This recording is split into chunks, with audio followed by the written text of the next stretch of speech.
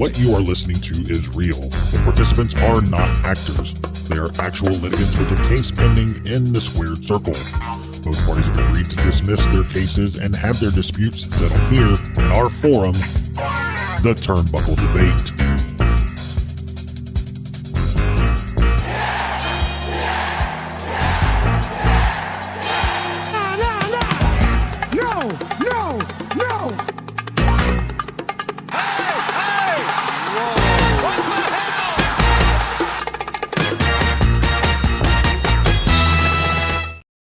Hey everyone, welcome back to the Turnbuckle Debate. My name is Sneed. I'm Chad. I'm Tom, the OG Fake Kid, the staple of the Turnbuckle Debate. And I'm Colton. I don't need an intro. I've been here before.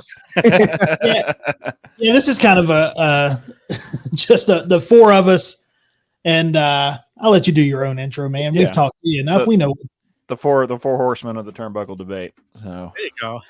That's right. I don't know if you plugged Brace for Impact last week, but plug away. I don't know if I have. Let's plug it. Thursday nights, guys, on the Tavern YouTube, and then Friday morning for the audio drop, we've got me and Ace doing Brace for Impact, covering all things Impact Wrestling on Access week to week.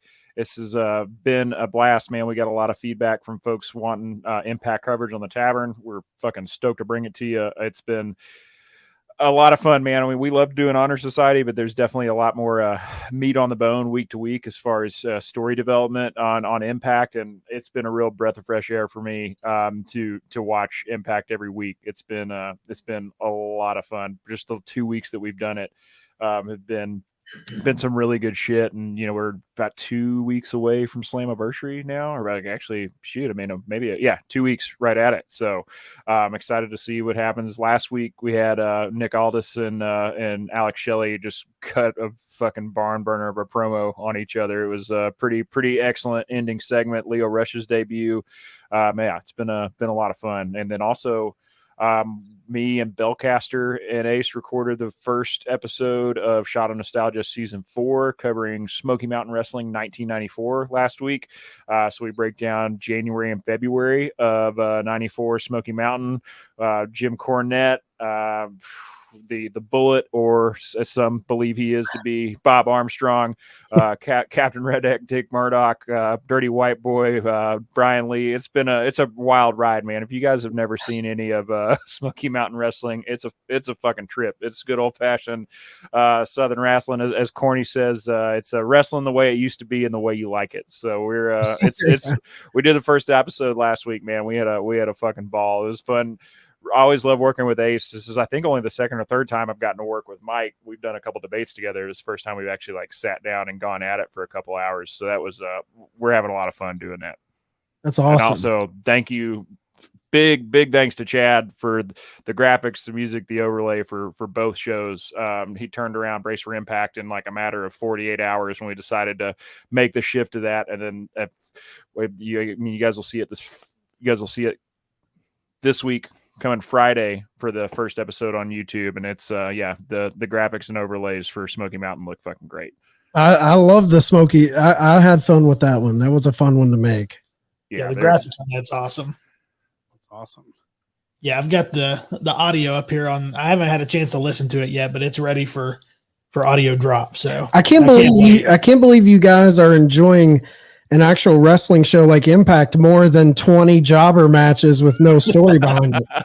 Ring of Honor. I'll come to Ring of Honor's defense a little bit. It's not always jobbers. There's just, and it's honestly, man, it's just so much to ingest in a 2 hour period. A nice pre-tape. I know Impact's pre-taped, but good God, Ring of Honor feels pre-taped. Yeah, man, and it's so much. I have to take. I take notes for any show that I watch when I'm getting ready to, do a show about it. But I have to take rigorous, meticulous notes for Ring of Honor. Otherwise, by the time I get to the end of the second hour, I will have forgotten 3 or 4 fucking matches that happened because they packed 13 matches into 2 hours. It's dude, there's 4 hour pay-per-views that don't have 13 fucking matches. Wow, to fit that much into a show. It's dude, you don't have to fit that much. Fit a couple good ones and pack it full of story, and we're there. My favorite episodes of Ring of Honor were the 3 that they did hour and a half shows. I think they just didn't have as much that week. They did 90 minutes and they were fucking awesome. And that's why. Yeah, I just feel like my head's spinning at the end of a 2 hour, like in that one super episode they did, which they didn't announce at all, which me and Ace are watching it, texting each other. And I'm like, Bud, we're going into hour 3 here. They've announced 19 matches. Like, when is this going to finish?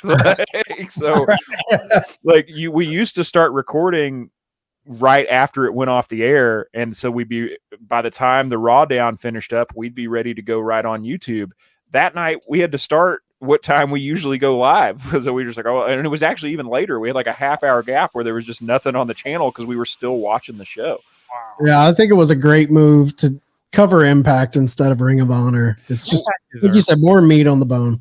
Yeah. And plus, you guys do a great job letting people know anything of note on Wrestling Tonight with the Ring of Honor. And like Ace said, we're still going to preview the pay-per-views and everything. Cause I mean, that's really where the action happens. Like I said, I mean, they've done some story development with Athena and Kiera Hogan and the women's division a bit, which has been really cool. I will say that is my biggest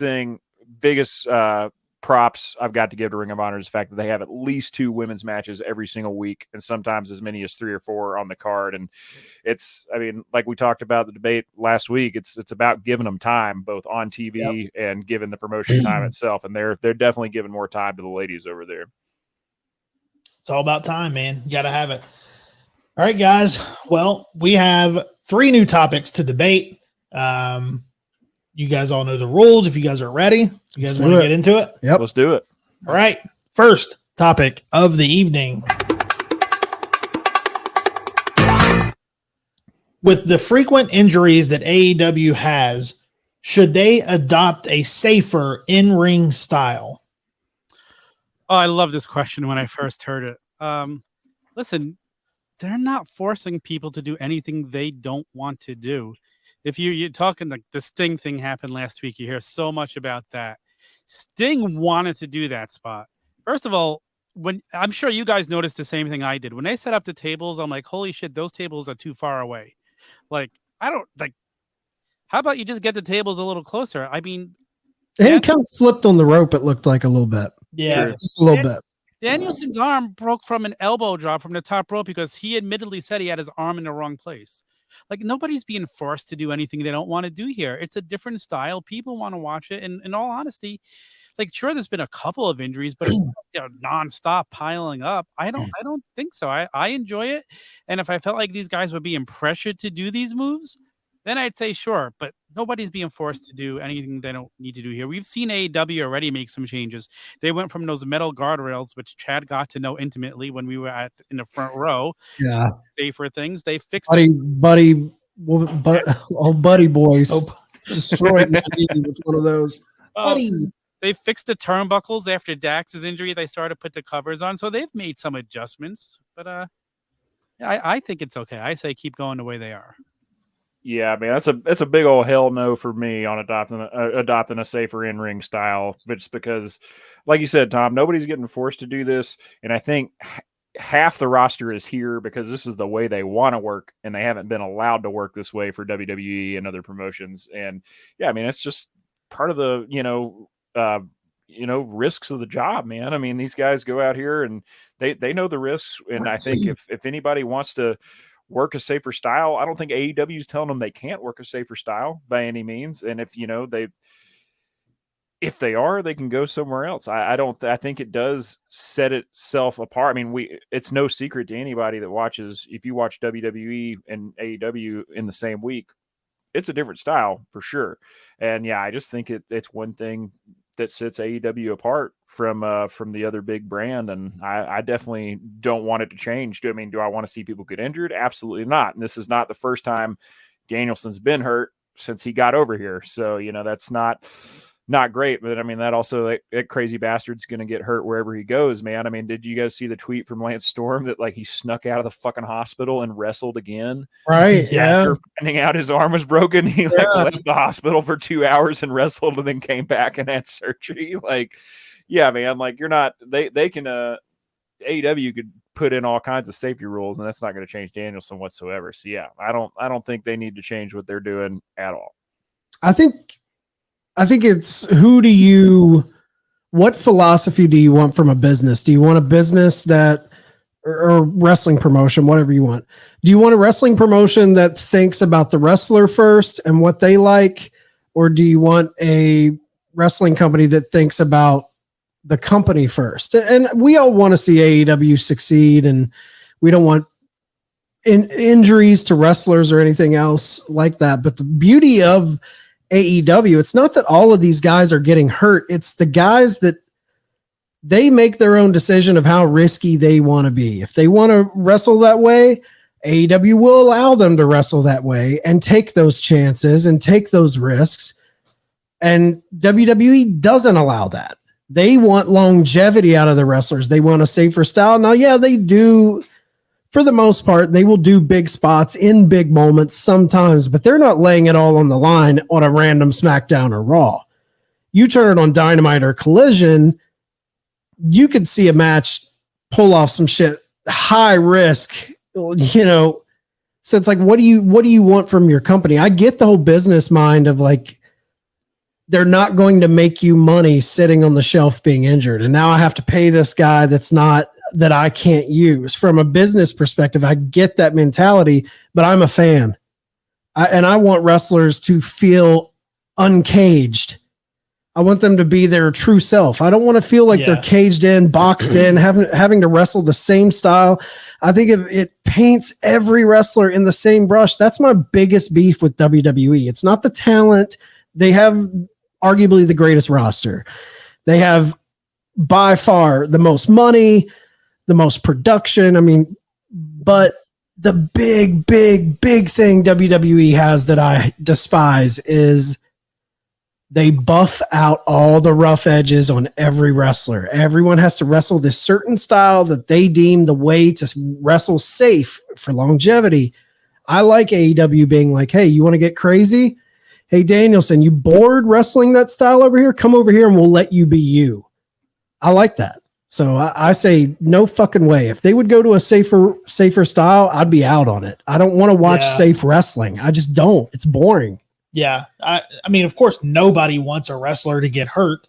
Like, nobody wants that. But I think if AEW adopts a safer in-ring style, that takes away the one thing that, not the one thing, but one of the main things that I love about that company is that they give the wrestler freedom. And it takes that freedom away, and it gives that cookie cutter WWE feel that I just fucking hate. And I want them to be safe. I want them to not be on the shelf because I love to see those wrestlers, but I also want them to go in there and be able to do what they want to do and have that freedom. I don't want them to go backstage and there's a fucking list in the back of things that they can't do. You know, I don't want them. We've all seen the list that's at whether it's a phrase or no leg slapping or whatever the fuck it is. I don't want to see that. Don't do that, man. Do I want to see a safer in-ring style? No. I want them to go out there and be balls out. I want Darby Allin to do whatever the fuck he's going to do every week. And I don't, if he's okay with it, I'm okay with it. And I feel like it's a little disingenuous too to say AEW, like we're saying safer style for WWE, but AEW has this dangerous style. I feel like that's a little disingenuous because you've got wrestlers like MJF, who I feel like wrestles a very old school, safe style. Like I think FTR, for the most part, their matches are very sound, very foundational shit going on there. But the only difference is you wouldn't see MJF do that flying elbow onto a table on a random Raw. I feel like, you know what I mean? Like they're going to tell him, save that spot for the big match. Don't use that spot here. And I'm all like, if they want to fucking pull out, if Darby wants to coffin drop through a coffin when he had the coffin match, let him do it. Even though it's a Dynamite, let him do it. Let the bird fly. You want to get thrown down a set of concrete steps, dude? Do it. Go for it. Right. I feel like if you adopt a safer in-ring style, then you also take away what we talk about all the time, and that's the buffet of styles of wrestling. That is AEW style. It's not dangerous style. There's everything. Yeah. Exactly. Like FTR gets to choose. That's the style they want to work. Darby, nobody's forcing Darby to do what he does. Nobody's forcing these people. The other difference is WWE wrestlers are working 4 to 5 nights a week, where AEW, it's 1 night a week. I don't think Darby Allin would be doing that if he wrestled 5 nights a week. But the fact he's wrestling once a week and then he gets time off to rest, like that also makes a big difference. Like if they did it 5 nights a week, some of these guys might save their spots for bigger moments, but you don't have to when you're wrestling that little and your body has more time to recuperate. In WWE, it's not like we don't see injuries. Look at Cody, look at Big E. Like that was just a suplex that he landed on his head. Like injuries still happen. Injuries are going to happen no matter what you set up to try to prevent it. Look at what happened this week on Money in the Bank. That was that spot with Ricochet and Logan Paul. Botch spot. I thought the botch added to it. Oh, I thought so too, and I loved every second of it. I was glad nobody was hurt, but it made for like, oh my god, did you see that landed on his head? Luckily, he was fine. Look at Omega at Forbidden Door landing on his head, like. And he's okay. Look at Omega's head being banged into the announcers. That was planned. He planned. He wanted that. You know, they want that risk. Yeah, exactly. And it makes it like, oh my god, like you sit there with your mouth open because you love seeing stuff like that. Same thing like some Money in the Bank. I love seeing that spot. You watched them on the ropes and you knew it was wobbly, and you're like, oh my god, this is like you could tell it was not going to be clean by the way they took off the ropes. They couldn't balance themselves, and they still went for it, which I love. Don't take away my old shit moments, man. The only thing that I think you should hold off on doing a certain move or a certain high risk spot, like the only time I would kind of say, maybe you should save that for the big show, is if it's story based. You don't want to blow your load, you know, like pull off some crazy stunt and then you're like, how are we going to top that in this feud going into the pay-per-view? That I get. But as far as like safety precautions, I'm sorry, man. I can't stand the pussification of current day wrestling fans. And like, these are grown ass men. Nobody's holding a gun to their head, making them do these moves. Me and Ace kind of talked a little bit about, I went on a rant about this on Wrestling Tonight. It's like, these guys are in it. I mean, yeah, they're making money. Obviously they're in it to make money, but they were pro wrestlers before they were making money, which means they love it, which means to me, at the root of everything, wrestlers do this shit for the fucking glory. They do it for the roar of the crowd. They do it to have this monumental spot that everyone will remember and talk about. I just watched the YouTube video today of Undertaker and Mankind sitting down and watching Hell in a Cell together. And that's glory. Mick Foley's probably spent all that money on fucking amusement parks. That money is long gone, dude. You know what I mean? Like the money they made from that match, they've spent 10 times over. Yeah. But what lives forever is the glory of that moment in the eyes of the fans. Let wrestlers make that decision. This is high risk shit. Boxing, mixed martial arts, football, all of these high impact sports. These are grown ass individuals getting into this. They know the risk of it all. They know the head injury trauma they know any moment there could be a life threatening thing. Take them out of this forever. And that's what separates the men from the boys. The guys who are willing to take that risk. That's what I watch for. I don't want to watch someone tiptoeing around. Fuck that. Yeah. And the risk that they take is reflected in all professional sports. The risk that they take is reflected in their fucking paychecks. Like let's be real. Like, you know, people talk about how athletes are paid, how professional athletes are paid so high. It's like, well, if they're not going to get, you know, if your average NFL player is not going to get concussed multiple times and like potentially die, well, his body's also going to be about 60 years old when he's 40.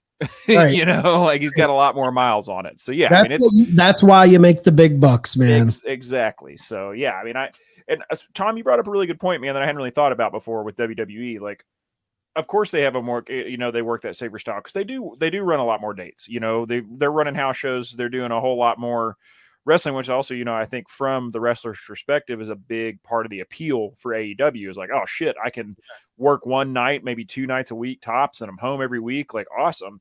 But yeah, I mean, that makes a lot of sense. You know, it's not just WWE deciding to be cookie cutter. It's like, no, man, we have a very valuable roster here. They're all working, you know, they're all making multiple towns every single week. Like we got to protect our investment here. But I mean, I also think that's part of the unique part of like Tony Khan running this business is he's such a fan. Like he's not going to let anybody get hurt and then not pay for their help, not pay for their treatment. Guys that weren't even under contract got exactly, you know, back when they were doing the dark shows in Jacksonville. I mean, the guy he just paid for a surgery for God, why is his name half of Aussie Open? Oh right, not Kyle Fletcher, Mark Davis. Mark Davis, yeah, or I think I'm something. I'm gonna fuck that name up, but either way, like he wasn't even signed. He wasn't even signed. He was just paid for his ACL surgery right out, like no questions asked. Like, and I mean, I don't think, at least it's not well documented that Vince has like been like, I'm not paying for your shit. Tough luck, pal. But like, you know, from a insurance standpoint, you can't just, you know, put a blanket policy out there like we're just going to cover everything because there's a good chance you will go out of business. But yeah, they know the risk and it's reflected in their paycheck. And I think that's one of the things that makes AEW AEW is it gives these guys this creative freedom that it is really the style you're going to see is determined by the two guys or the three guys or the two teams that are going in between the ropes. It's not here's what you can and can't do. I think last thing I'll say is I think it's kind of interesting that the company that their wrestlers wrestle more. Obviously, if you get more reps wrestling, you're going to be better at the fundamentals and they wrestle the safer style. The company that wrestles less, you're not going to be as buttoned up. There's going to be more botches. There's going to be more fuck ups because you're not getting those reps in. And that's the company that rolls the dice with Daredevil type shit. And maybe it shouldn't be that way. Guys that aren't getting those reps in, especially the younger talent that's trying to, you know, the Anna Jays, the Jade Cargills, all these people is trying to get those reps in, but they're also not the people taking these high risk bumps either. So also note too, like I know WWE works more dates, and AEW only has to work one night a week. But a lot of these guys are working indies over the weekends too. Yeah, they're getting it in. Because I know the day Collision debuted, Jay Lethal, Ty Valkyrie, and John Morrison was here in West Virginia wrestling. So yeah, now with Collision and people pop up on Rampage, they pop up on Ring of Honor sometimes, do the indies like Sneed said. So they're getting reps in, but it's all these different people they're getting the reps from. With WWE, everything's under that umbrella. They've got those producers writing the show notes saying so-and-so needs to work on this. And it's very like buttoned up and very safe. It's very safe. Which I think is a good segue into our next topic. Yeah. If you guys are ready, anybody have anything else to say on this before we move on? Really quickly, I just seen that picture of Mox from the New Japan thing the other night. With the things just sticking out of his head. I've never seen that before. Yeah, the skewers. Yeah. Holy smokes. If I was watching that live, I don't know what my reaction would be, because when I saw the picture, I was sitting there staring at it. Like, that guy's a tough son of a bitch, man. You've never seen the skewers before, Tom? Oh, no. GCW breaks it out. Yeah. Okay. I'll have to look for that maybe. All right, guys. We'll move on. Our next topic of the evening.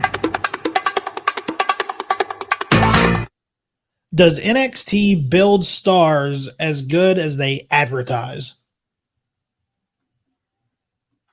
I think NXT, the best thing they do is build female stars. I think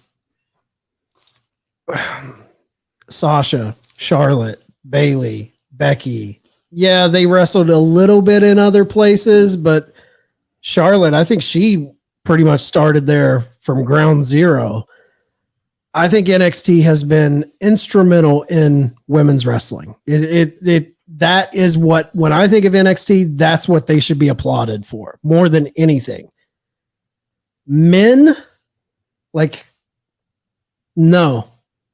I don't think they create male stars. Everyone's, well, look at Kevin Owens and Sami Zayn and Oh, Shinsuke, dude, those guys had names long before they signed the contract. If you are a guy in NXT and you got that little camera pointed on you at a takeover event, Bobby Roode, all of these guys, they put the camera on you and you're sitting in the front row and the crowd pops for it. Oh shit, they're here. Adam Cole, all of this shit.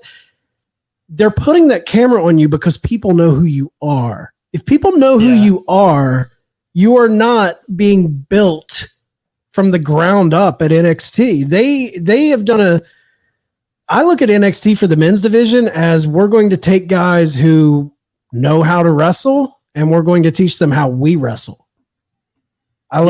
Like maybe I'm wrong. Maybe I'm forgetting someone. Someone tell me a big star on the main roster right now that was built from the ground up in NXT. I can't think of any. Everyone I know that was really big and popular in NXT had names. LA Knight, who we're going to talk about in a minute. Yeah. LA Knight had a name. Impact. He was in NWA. He, like a lot of these guys, dude, they were good at wrestling before NXT. Yeah, I made a list, Chad, that had a lot of people that you hadn't mentioned yet because I was trying to figure out. I mean, first of all, I think you make a great point with women's wrestling. I can't really say the same for any women's stars in the last 3 years necessarily. They've got some good talent. They've definitely got some good women's talent in NXT, but we haven't seen another Bayley. We haven't seen another Sasha come up anytime recently.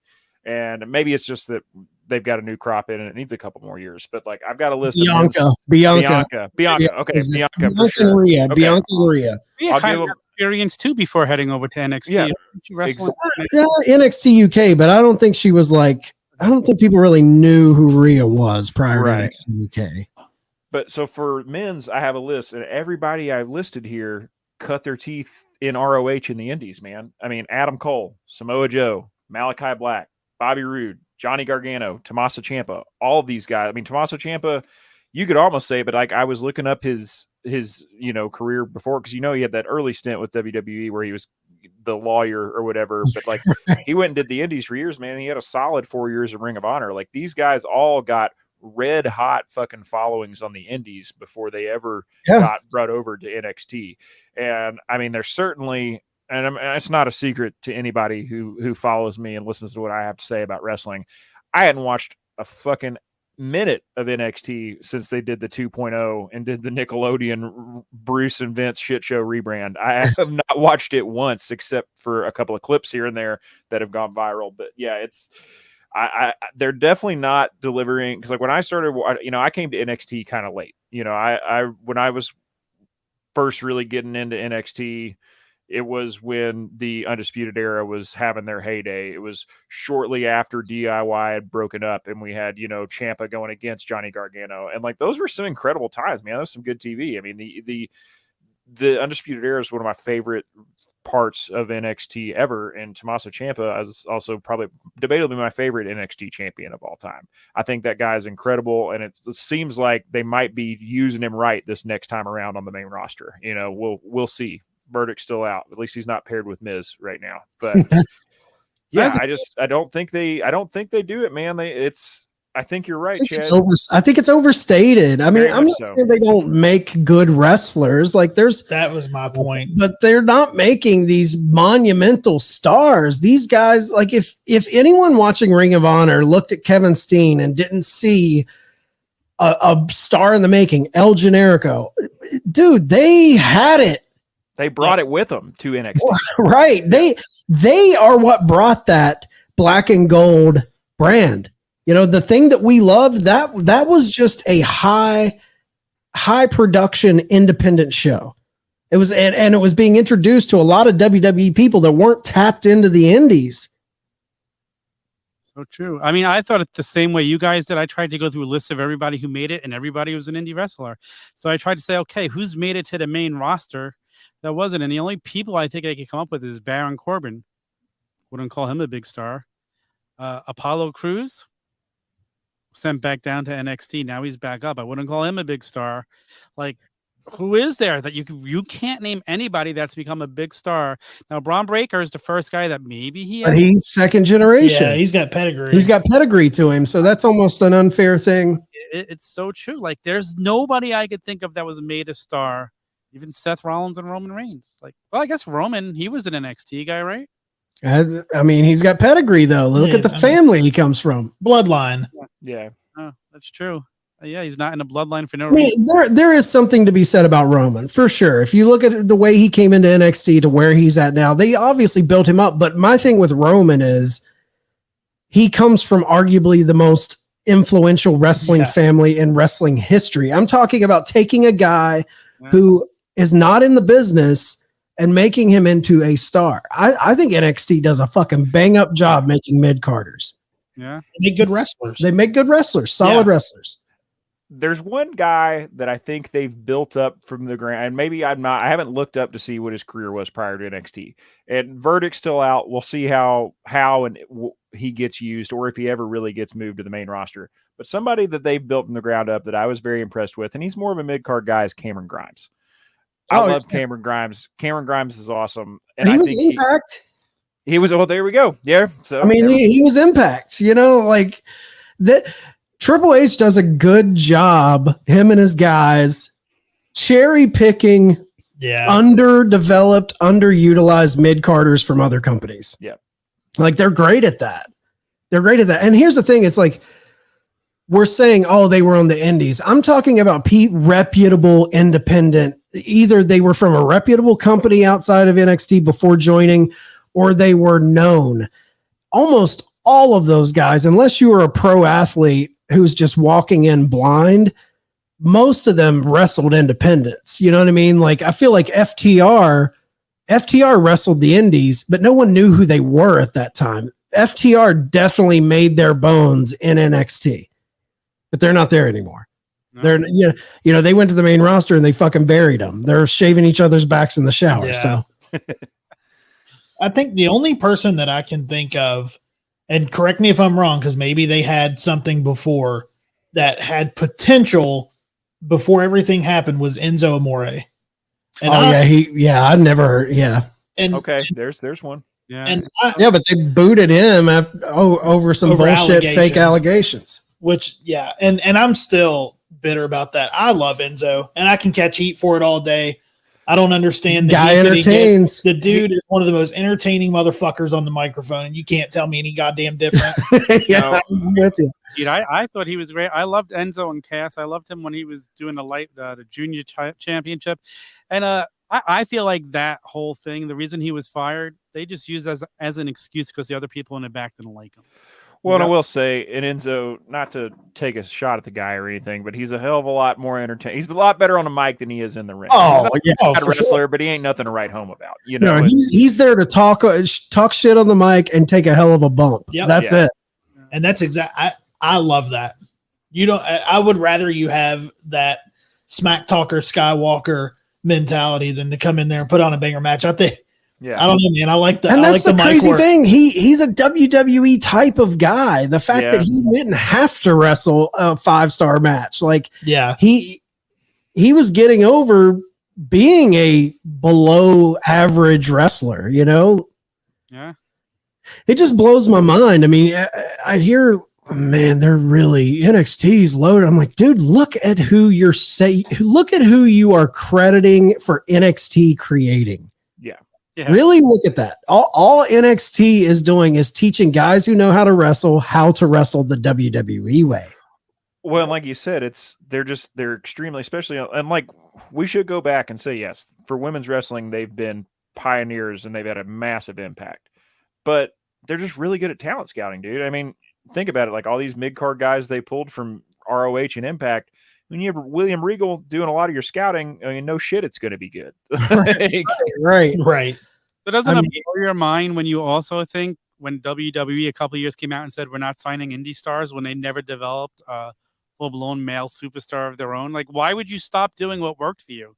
That made no sense when they said that. I mean, now I know they've gone back to signing indie stars, and that was. And I know we're thinking off the cuff here when they released that credo that they weren't going to sign indie stars and they were going to start looking at other athletes from other athletics.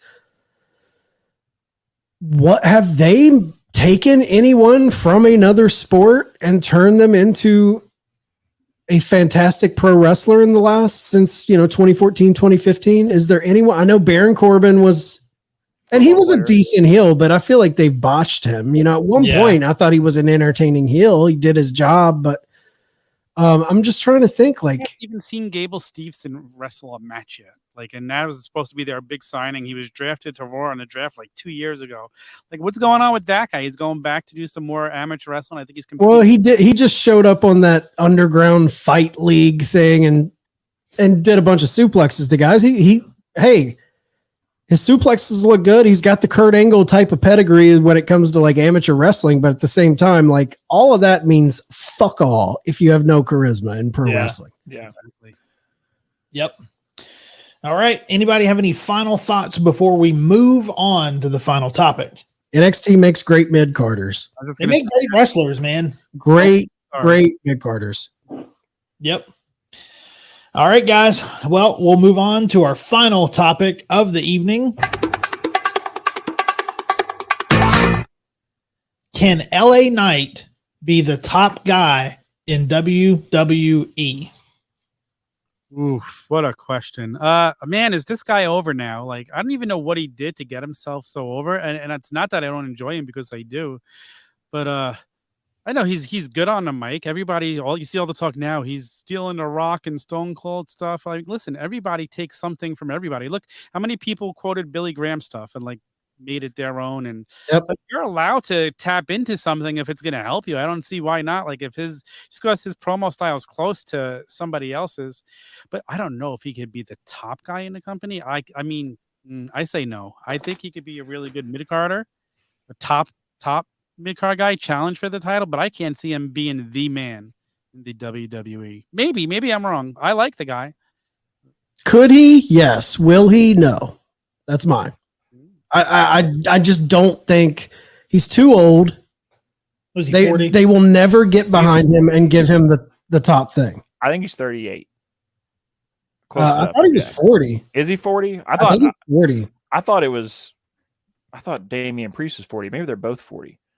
Somebody was telling. Here, let me look it up really quick. Yeah, look it up. But here, 40 years old. 40.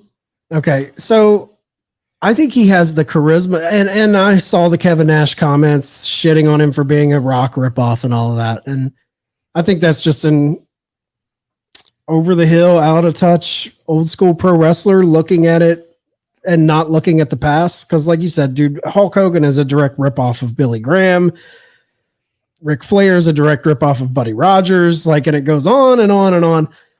Does he? His mannerisms are definitely right out of the Rock's asshole. Yep. I mean, he is like pulling a lot of Rock stuff, but I think there's something special there just for a WWE fan base and how they hit on those certain things. I think we're seeing the early stages of that. Like, I think he could be a very charismatic, very popular heavyweight champion. I think he could be the top guy in any other company, especially WWE, but I just don't think the machine will ever get behind him and push him and make him that guy like Cena was, like Roman is now. I just don't think they'll ever do it.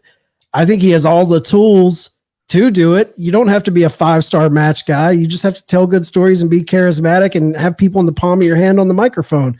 And I think LA Knight has shown that there's signs that he could be that guy. But do you think it is because Vince is back in control? If Triple H was full in control, do you think he would go with him, or do you think he would stop it as well? No, I think it's the WWE just ethos. Yeah. I don't think it's Vince per se. I think it's 40. Like, how much are you going to get out of this guy? We all say, well, 40 is the new such and such. Like, look at AJ Styles. Look at what all these. Yeah, but they've been doing it forever, and they've been kind of in the system a while to come in, and you're thinking of making this the face of your company at 40 years old.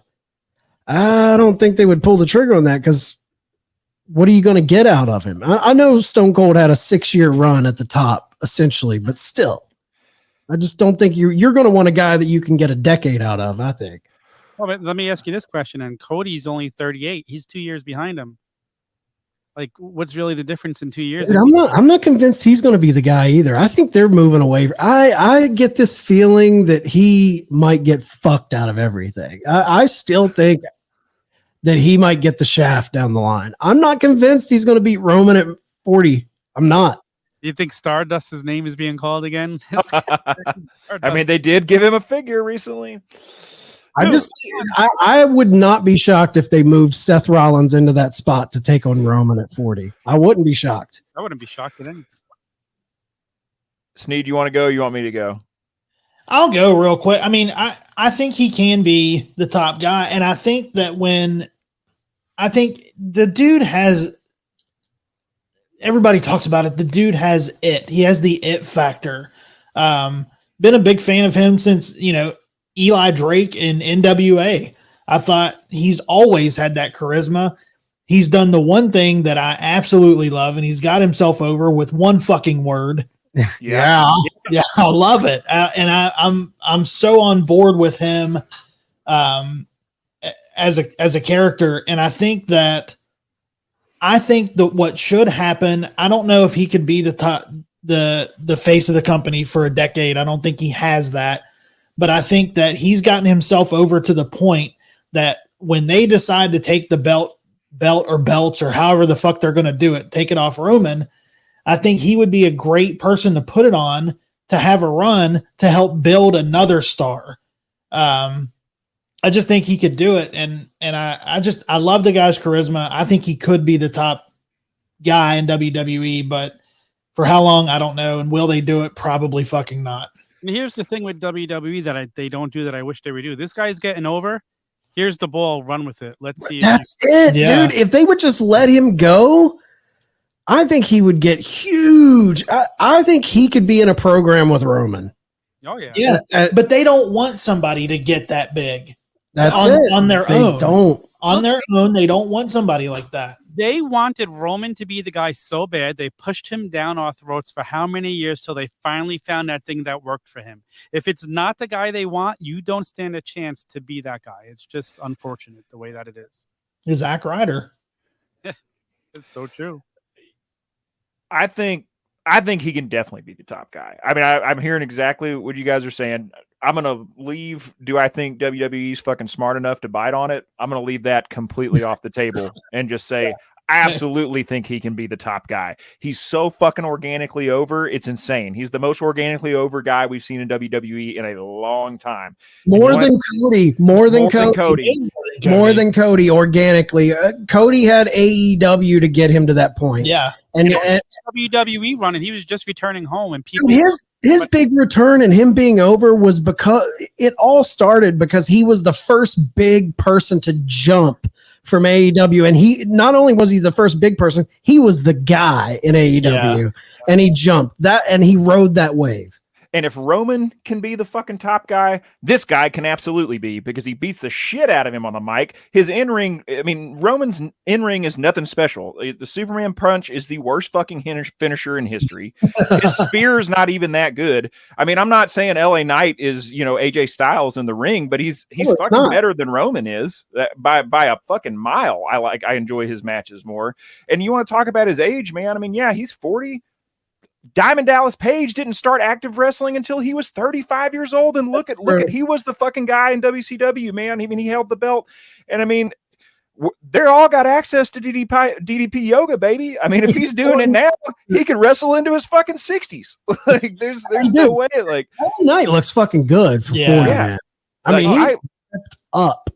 Yeah, he's looking great, man. I mean, I think and now's the time, though. Like, if he's going to be the top guy, or maybe if you just move away from the idea that your top guy's got to have 6 to 10 years, and we just go back from not having to sell the same person for a decade, then yeah, he can absolutely be the top guy. He could be the top guy for 3 years, no problem whatsoever, And like you said, Sneed, his mic work's incredible. He can work as much as MJF does. He doesn't have to fucking wrestle every week to be your top guy. Put the strap on him and let him run out there and cut promos at the beginning, middle, and end of the show and develop storyline. He can 100% be the top guy. It's right there offered to him on a silver platter. And like I said, as long as as long as he's healthy, I think dude could absolutely go for, I think the guy could wrestle for another, I think he could do 5 to 8 years, no problem whatsoever, dude. I mean, he's not, none of these guys are, crushing 12 packs of beer and popping fucking perks and, yeah, like these guys are, doing yoga and playing video games. Like they're gonna get some more miles out of these bodies for sure. And he's wrestling that WWE style we talked about too.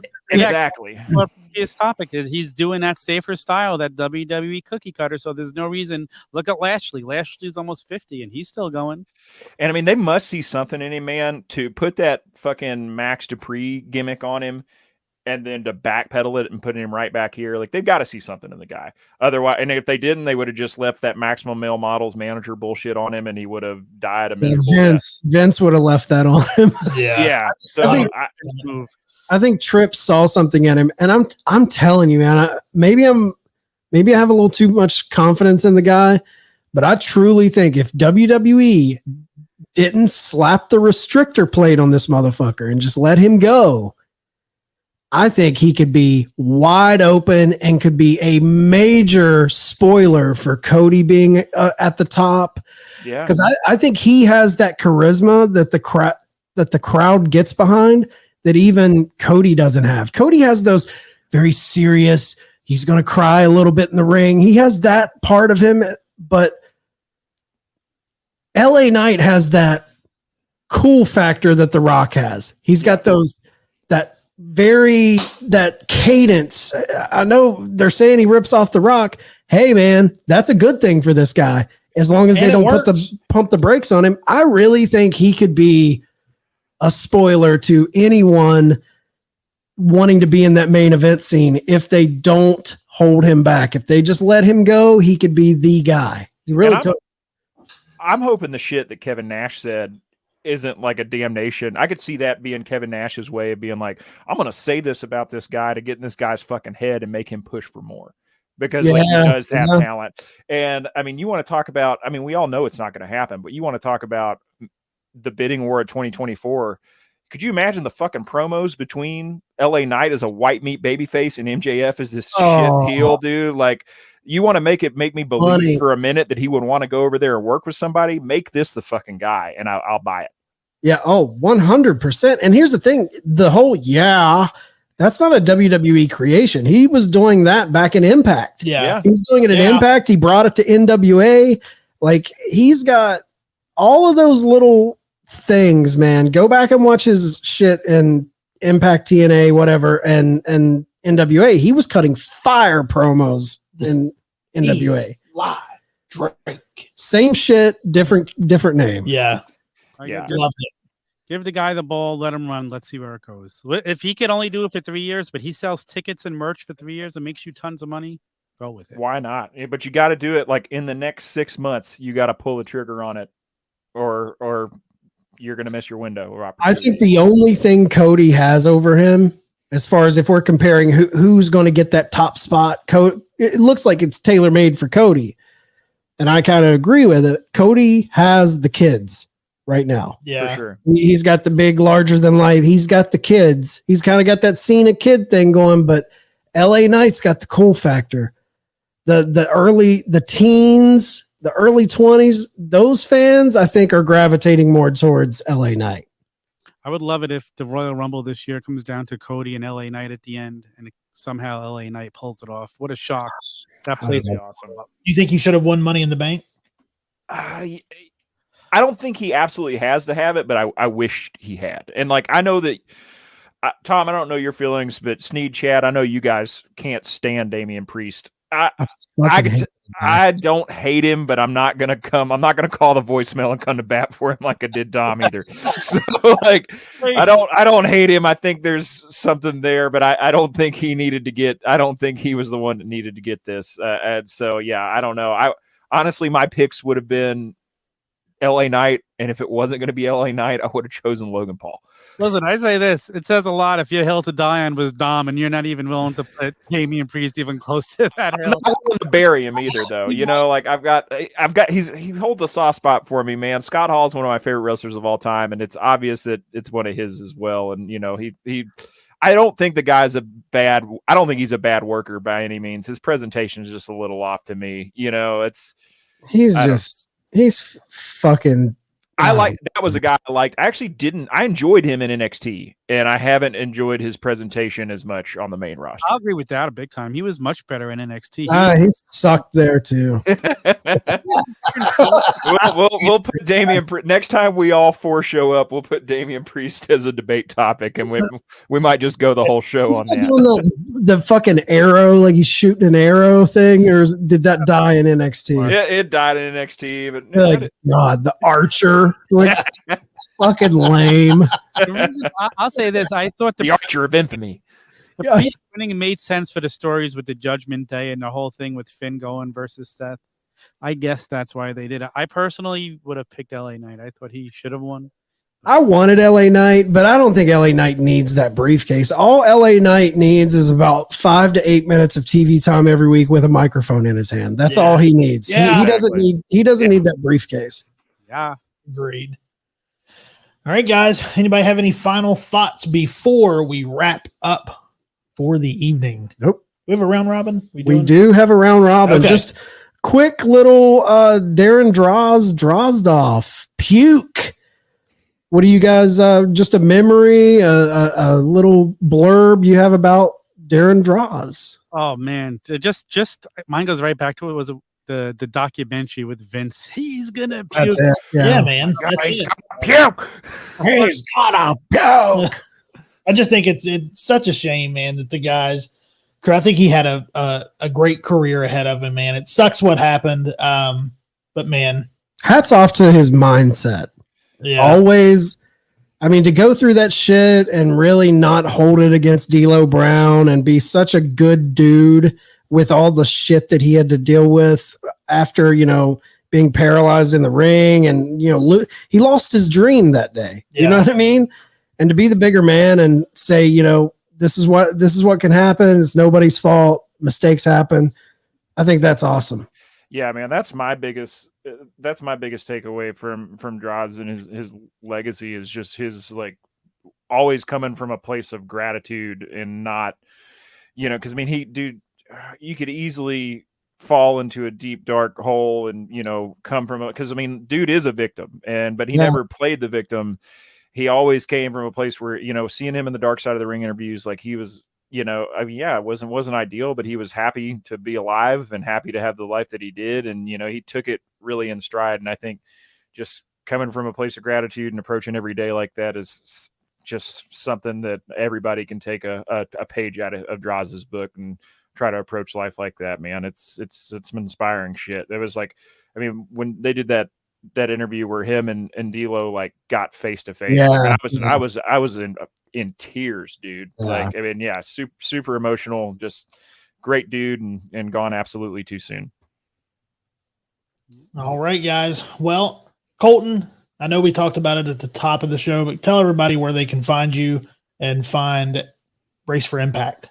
Mullet.mania on Instagram. You can find Brace for Impact at the turnbuckletavern.com, YouTube, Spotify, Apple, Thursday nights, usually about 10:15 when we get up on the YouTube. And like I said, if you prefer it for your ear holes instead of your eyeballs, we're on Friday mornings on Spotify and Apple. So yeah, come hang out with us. We're having good a show, man. I've been listening at work. It's really, really good. Thanks, man. Yeah, it's been a lot of fun. So, like I said, once again, big thanks, Chad, for the graphics, and we got more to come. Getting pumped about Slammiversary. Sounds good, man. All right, guys, that is going to wrap us up for this edition of the Turnbuckle Debate. Make sure you guys are going to the turnbuckletavern.com for all of your tavern needs. Tom, it's your moment, man. Get shit in. The OG Fit Kid, Twitter and Instagram. The All Elite Wrap-Up Show now on Sundays at 10 p.m. Me and Mike Belcaster. All right. With that being said, court is dismissed.